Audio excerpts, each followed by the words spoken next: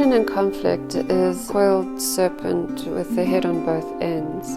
This is actually its own mythical creature, it's not just a snake.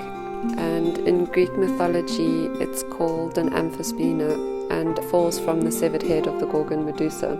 It is also the name of a family of lizards who feature markings on the ends of their tails that look like a head, so both ends. The creature itself is not necessarily specific to Greek mythology. For instance, there's a turquoise sculpture from the Aztecs depicting a serpent with the head at each end. Serpents are actually quite interesting in this regard. They feature quite significantly in the mythology of so many different cultures.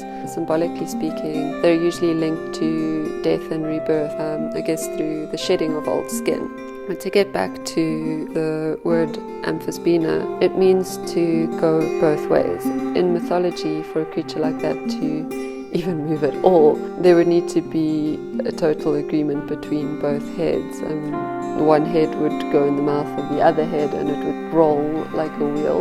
The work touches on integration, or one can't exist very clearly without the other, so to amputate one would be to, I guess, kill the other.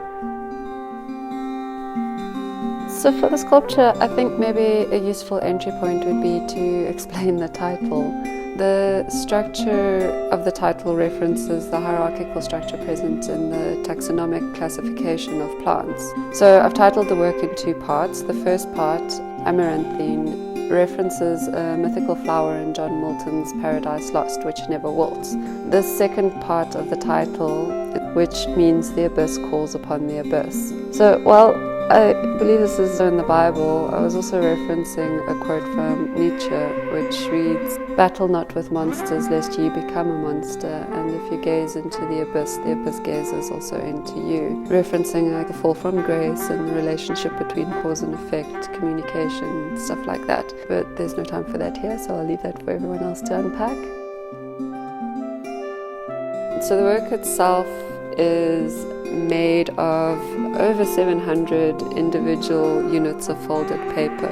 Each of these units is sort of one of those fortune teller games that most of us would have played at some point when we were kids. When it comes to the materials and the methods I've used, there's a relationship between means to an end kind of thinking and an intuitive, process-driven, practical approach to my work.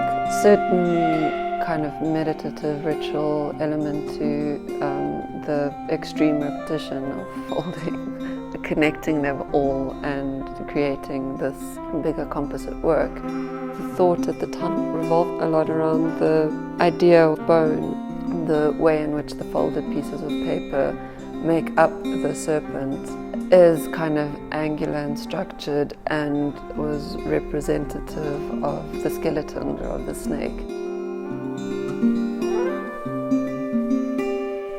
It's quite interesting. I mean, on surface level, you kind of would wonder what the relationship between the works actually are. Each artist has quite a wildly different approach in terms of the materiality, the way that it takes up space.